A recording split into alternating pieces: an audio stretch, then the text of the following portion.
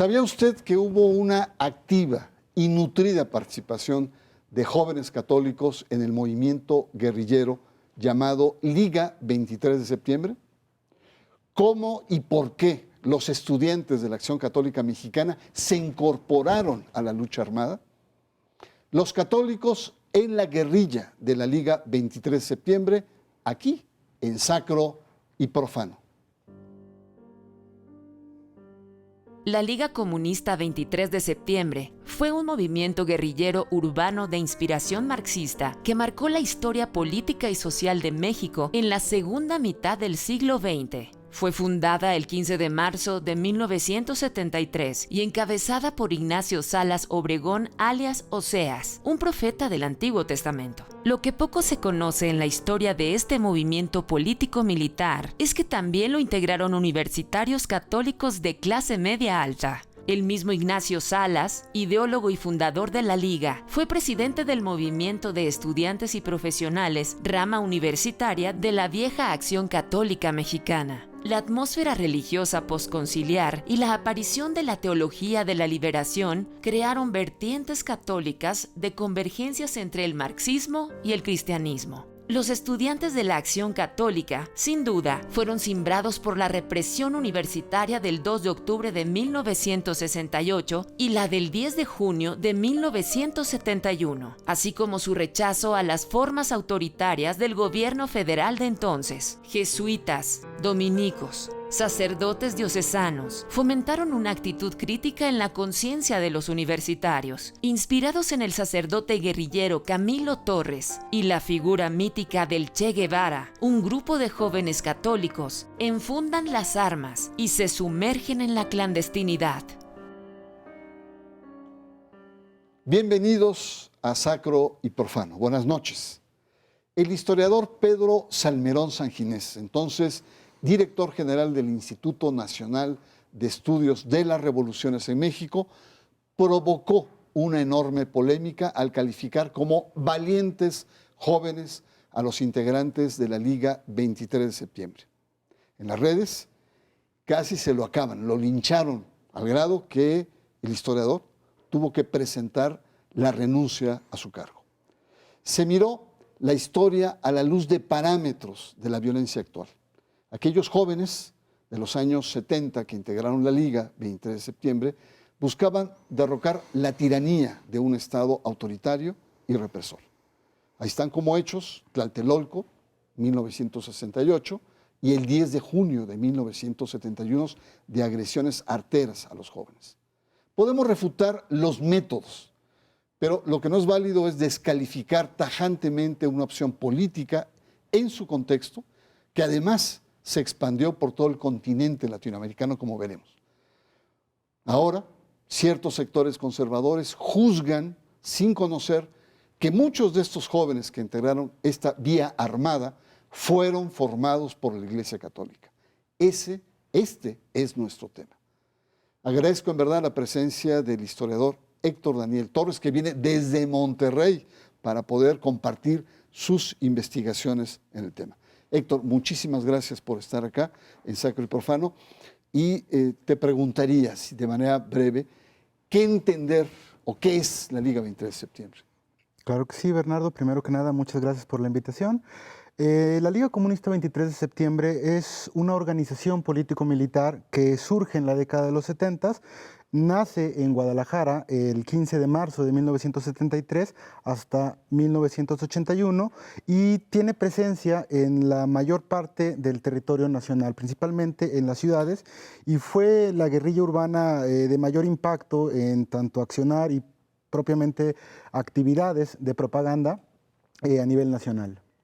Ahora, ¿puedes comprobar, testificar que los católicos participan en este movimiento, en la construcción y el desarrollo de la Liga 23 de septiembre? Claro que sí, Bernardo. El asunto es muy evidente desde el punto de vista en donde el precursor del proyecto, el líder histórico de la Liga Comunista 23 de septiembre, que es Ignacio Salas Obregón, tiene una participación estudiantil muy activa en el Instituto Tecnológico de Estudios Superiores de Monterrey, durante su etapa obviamente estudiantil, y ahí es justamente donde entra, si bien ya tiene una formación católica muy consolidada por parte de su familia, es en el ambiente universitario donde, influido por sacerdotes jesuitas, consolida su formación eh, católica propiamente, en sintonía con otros jóvenes que se suman también ante las medidas represivas del gobierno mexicano a la lucha armada.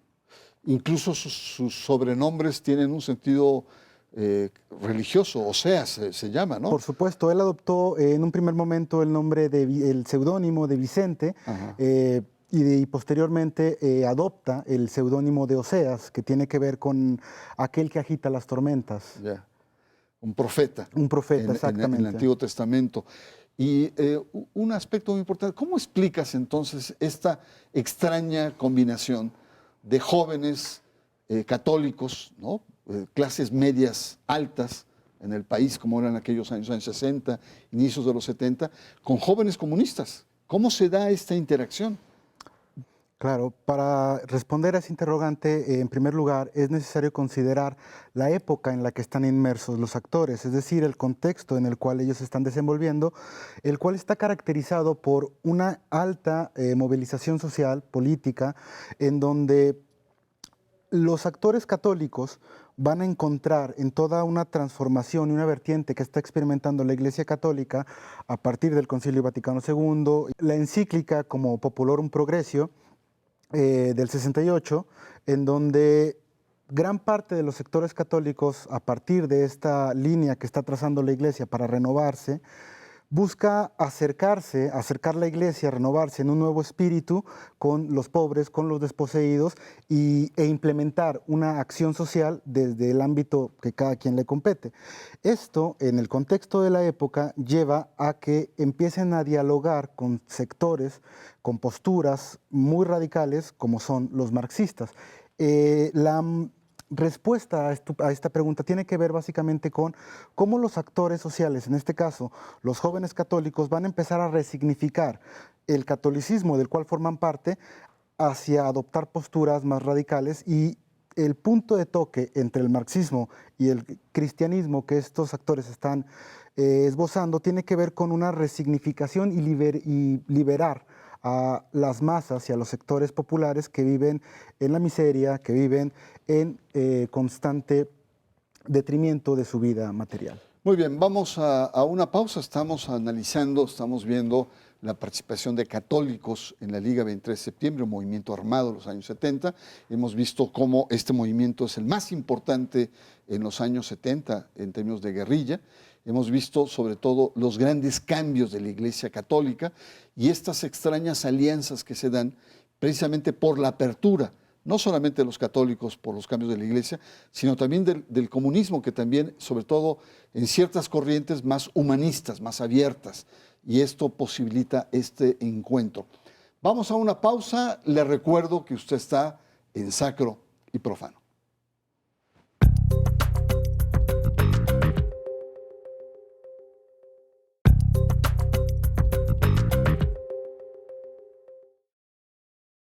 Regresamos, los católicos en la guerrilla de la Liga 23 de septiembre, el tema de esta noche en Sacro y Profano. Es evidente que hay una politización en la juventud de los años 60 en todo el mundo, y también en parte de los 70, por supuesto.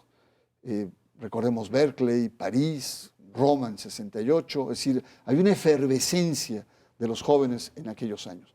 Pero también hay cambios importantes en la Iglesia Católica, como Héctor nos acaba de plantear, grandes cambios como el Concilio Vaticano II, nuevos documentos, nuevas actitudes, y también una cierta admiración en América Latina y en Europa por la guerrilla cubana. Fidel Castro, Che Guevara, Camilo Torres como grandes héroes guerrilleros que entregan su vida frente a gobiernos cada vez más autoritarios y sobre todo en América Latina la propagación de dictaduras militares. Héctor, tu investigación en concreto se centra en Monterrey, sí, y se centra sobre todo en la influencia de los jesuitas en los grupos universitarios del TEC de Monterrey. Cuéntanos un poco cómo se da este proceso de politización. Muy bien. En primera instancia, el Tecnológico de Monterrey surge en 1943 por iniciativa de un grupo de empresarios encabezados por Eugenio Garza Sada. La idea de crear una casa de estudios con un enfoque muy dirigido hacia las actividades de la iniciativa privada tiene que ver el hecho de incorporar a sacerdotes, en este caso jesuitas, como guías espirituales de los estudiantes del TEC. Esto viene desde el momento mismo en que se funda la institución. Sin embargo, en la década de los 60 llegan al Tecnológico de Monterrey un grupo muy nutrido de jesuitas, muy influenciados y que forman o están adscritos a la teología de la liberación. Por ahí es la vía explicativa en donde uno puede encontrar cómo estos sacerdotes, que son principalmente dos, Salvador Rábago y Javier de Obeso, quienes van a comenzar a incentivar diversas posturas que rompen un poco con la sintonía que el tecnológico busca en sus estudiantes y por el contrario, están muy interesados en que los estudiantes se comprometan desde una perspectiva eclesiástica. Los politizan. Los politizan. Los politizan socialmente. Los hacen sensibles socialmente. Buscan esa finalidad. Con, digamos, sensibilización social, de politización, donde el Evangelio tiene una expresión, digamos, poderosa, ¿no? La lectura del Éxodo, la liberación, todos estos grandes temas. Sin embargo, cuando hablamos de lucha armada, ya ahí estamos hablando de otra cosa, ¿no? Es decir, la pregunta acá es cómo en tu investigación estos jóvenes optan por la vía armada para transformar la realidad. En primera instancia tendríamos que considerar que una de las cuestiones que se viene a señalar para tratar de explicar el acceso legítimo a la vía armada por parte de los católicos se suele señalar que es por influjo del marxismo o las corrientes marxistas. Sin embargo, dentro del catolicismo existen suficientes argumentos para legitimar el recurso a la violencia. Uno de ellos es la guerra justa, como mecanismo radical de transformación social, en donde una situación imperante es totalmente injusta. A partir de esa conceptualización, se generan en la Iglesia Católica dos posturas contrapuestas. Por un lado, quienes desaprueban rotundamente la vía armada por considerar que va en contra de las enseñanzas de Jesucristo y del Evangelio mismo. Sin embargo, para el caso concreto de los jóvenes católicos quienes adoptan la vía armada, la lucha por medio de la violencia no solamente es un recurso, como lo acabo de mencionar, sino todo lo contrario. Es un recurso legítimo que va en sintonía con el Evangelio, en tanto busca reivindicar y liberar a las clases explotadas y sobre todo apunta con un interés muy fundamental en crear un mundo mejor, en el advenimiento del reino de Dios en la tierra. No, y esto es un debate que se da en toda América Latina sobre el tema de violencia y religión, y yo coincido contigo. El marxismo soviético, rígido, etcétera. Pero había corrientes socialistas mucho más flexibles. Marcuse, por ejemplo, en Estados Unidos, precursor de la Escuela de Frankfurt, el socialismo de Regis Debray, en fin, son posturas un tanto más flexibles y más humanistas. Pero vayamos, no tenemos mucho tiempo. Este personaje que señalaste al principio, Ignacio Salas, que por un lado es presidente del MEP, que son los estudiantes católicos de la vieja Acción Católica, ¿no? Y fundador de la Liga 23 de Septiembre, ideólogo y organizador, mártir diríamos también. ¿Quién es Ignacio Salas? Es un personaje sumamente interesante que nace en 1948 en Aguascalientes, proveniente de una familia de clase alta bastante acomodada, quien durante la década de los 60, al igual que otros muchos estudiantes, decide incorporarse a las universidades o a los centros de estudio de Monterrey, particularmente en el tecnológico, y a partir de ahí empieza todo él va con la intención de ser o recibirse como ingeniero. Sin embargo, en el transcurso de su estancia académica por ese lugar, se topa fundamentalmente con las enseñanzas, los seminarios, diversas clases que imparten los sacerdotes jesuitas, y fundamentalmente a partir de su estadía ahí y mucha de la politización en la que participa, de los movimientos sociales, la lucha por la autonomía en la Universidad Autónoma de Nuevo León, decide adoptar y dejar a un lado este catolicismo por una vía más radical, pero sin dejar de lado toda la impronta católica que tiene. Claro, incluso podemos ver que el sentido escatológico, habías dicho el apodo o el nombre, Oseas, que el profeta, el nombre del profeta que asume, pero todo el tema del martirio, la lucha, la entrega, el sacrificio, ¿no? La muerte, como muchos de esos movimientos guerrilleros asumen esta dimensión casi mística, ¿no? En el caso de la Liga 23 de septiembre hay la impronta de Salas en esta dimensión escatológica, ¿no es cierto? Claro, principalmente en el proyecto Matriz que él crea, que tiene que ver con hacer una publicación oficial del periódico Madera, que va a ser el sello característico de la Liga Comunista 23 de septiembre.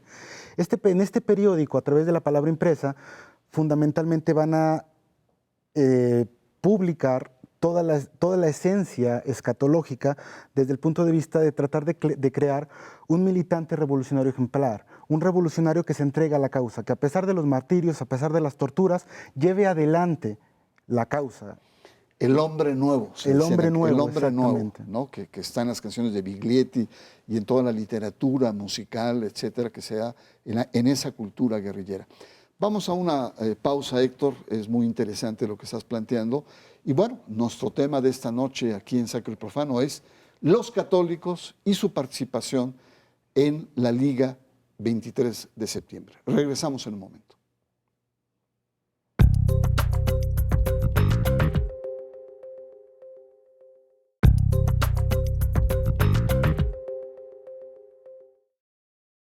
Regresamos. La Liga 23 de septiembre no es un fenómeno aislado. Hubo en Brasil la JUC, universitarios católicos, la Juventud de Universitarios Católicos, que también optan por la guerrilla durante la dictadura militar en aquel país. En Argentina, también la JUC, forman los llamados montoneros, donde participan también jesuitas. En Uruguay estamos hablando de los tupamaros, donde católicos de la JEC se incorporan, incluso ahí coinciden con José Mujica, que después presidente de aquel país. En Colombia, el M19 es nutrido por equipos universitarios también de la Acción Católica. Es decir, lo que estamos viendo no es un fenómeno aislado. En el País Vasco estamos hablando de ETA, que está formado por seminaristas, Héctor, ¿no? Y claro, así podemos hablar. Y en México, la relación entre violencia y religión es muy fuerte. Estamos hablando del movimiento cristero 26-29, la Liga 23 de septiembre y la lucha zapatista en 94, donde muchos católicos, catequistas, indígenas entran a la lucha armada. ¿Qué es de todos ellos? Sabemos que, por ejemplo, a doña Rosario Ibarra recientemente le dan este premio Belisario Domínguez. A la señora Camacho, el Estado le pide perdón por la tortura y las vejaciones a la cual fue sometido. ¿Qué es de todos estos jóvenes hoy? Actualmente podríamos señalar que gran parte de los sobrevivientes de aquel proceso armado están incorporándose, están tratando de buscar abrir espacios dentro del sistema democrático. Algunos se han incorporado para formar parte, quizá paradójicamente, del sistema político a través de una revaloración de su propia experiencia. Algunos otros han hecho un trabajo, me parece, más interesante al tratar de ver de manera crítica su accionar, la memoria que tienen, tratando de recuperarla y dejando testimonios, haciendo actividades muy interesantes de recuperación de la memoria y de divulgación de esa historia que no se conoce mucho, que ha sido censurada por el Estado, y estamos en un momento sumamente interesante en donde se dan nuevos bríos para explorar esta historia que durante mucho tiempo ha permanecido silenciada y querida, y se ha querido que se olvide, pero que en el presente, me parece, está resurgiendo con mucha fuerza. Héctor, después de tu investigación, que es una investigación de maestría, y yo te felicito, la verdad, porque es un tema poco abordado por la academia, ¿qué enseñanzas te dejas? Este momento tan dramático, tan denso, de católicos en las guerrillas. Bueno, me gustaría señalar que lo más importante que yo encuentro en este estudio es un intento por quitar los estigmas, despojar todos estos vicios que el mismo sistema político mexicano les endilgó a los guerrilleros, a estos actores sociales, despojándolo de las causas que ellos mismos enarbolaban, silenciando las luchas que ellos estaban protagonizando. En ese sentido, es muy interesante ubicar a los actores en su momento y tratar de comprender para darles voz a quienes dieron su vida por una causa revolucionaria. Y evitar lo que se hizo con el linchamiento de este historiador que trató desde la historia y no desde el momento actual como se hizo, ¿no? Exactamente. Yo te agradezco mucho, Héctor, tu presencia aquí, Gracias a ti, tu Bernardo. esfuerzo de venir desde Monterrey. Me parece muy valiosa tu intervención. Y bueno, estamos ante estudios que recién se hacen, jóvenes como Héctor que están trabajando, y hemos encontrado en este programa la represión, estados autoritarios, grandes cambios en los años 60 de paradigmas en la Iglesia católica, exaltación de héroes revolucionarios como el Che Guevara, jóvenes estudiantes guerrilleros en diferentes latitudes, como hemos visto. Y cierro la emisión citando a un escritor uruguayo, Héctor Borrat, quien resume este momento denso de la siguiente manera. Él dice, el estudiante católico se encontraría anegado por un conflicto bifronte, como miembro que es, dice en su texto, de dos cuerpos con vocación de universalidad, la católica y la universitaria. La crisis de ambos cuerpos se volvería en él una crisis personal. Bien, podríamos llamarla una crisis de identidad. Buenas noches, le espero la próxima semana aquí, en Sacro y Profano.